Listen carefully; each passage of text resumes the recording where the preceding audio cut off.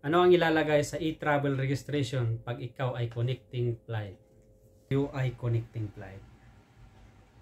Mga kababayan, ka-OFW, kapag kayo ay nag-register sa e-travel at kayo ay connecting flight, ang ilalagay nyo pa rin ay yung country of origin, kung saan original na bansa kayo manggagaling. Example, ako ay pauwi. Galing ako dito sa Kuwait, daan ako ng UAE o Dubai, then Dubai to Pilipinas. So ang ilalagay ko pa rin na country of origin ay Kuwait.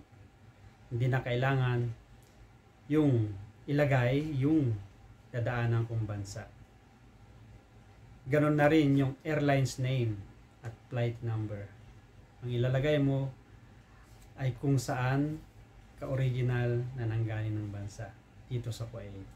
Hindi na kailangan ilagay sa bansang dadaanan mo.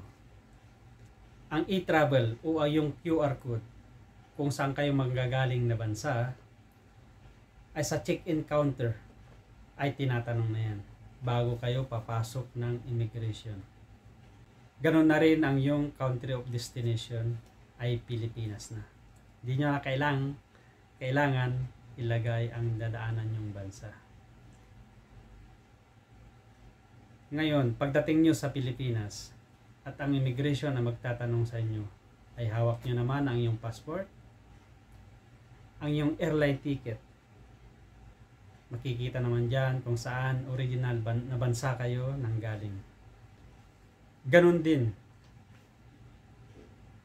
pag paalis na kayo ng Pilipinas at magpipill up na kayo ng e-travel departure card. Ang ilalagay nyo na rin ay kung saan country of origin at di mo na kailangan ilagay kung saan bansa ka dadaan. Example natin ulit. From Pilipinas, daan ako ng UAE, Dubai to Kuwait dahil nandito ako nagtatrabaho sa Kuwait. So, ang ilalagay ko ay country of origin. Siyempre, Philippines. Ganun na rin yung airline name at flight number kung saan ka manggagaling na bansa. Hindi mo na kailangan ilagay kung saan bansa ka dadaan. At ganun din yung country of destination ay Kuwait na. Sana guys nakatulong itong short video ko na to. Meron kasi akong kakilala na nag-aalangan na kung ano daw ilalagay niya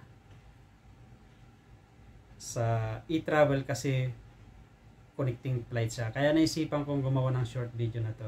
Sana guys nakatulong to sa inyo. Lalong-lalo na sa mga kababayan natin, mga ka-OFW na pauwi ng Pilipinas na sila ay connecting flight o dadaan sa ibang bansa para makauwi ng Pilipinas.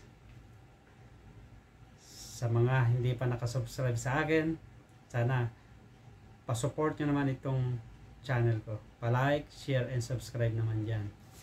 Maraming salamat at hanggang sa muli, kita-kits tayo ulit. Maraming salamat. Have a nice day to all to you.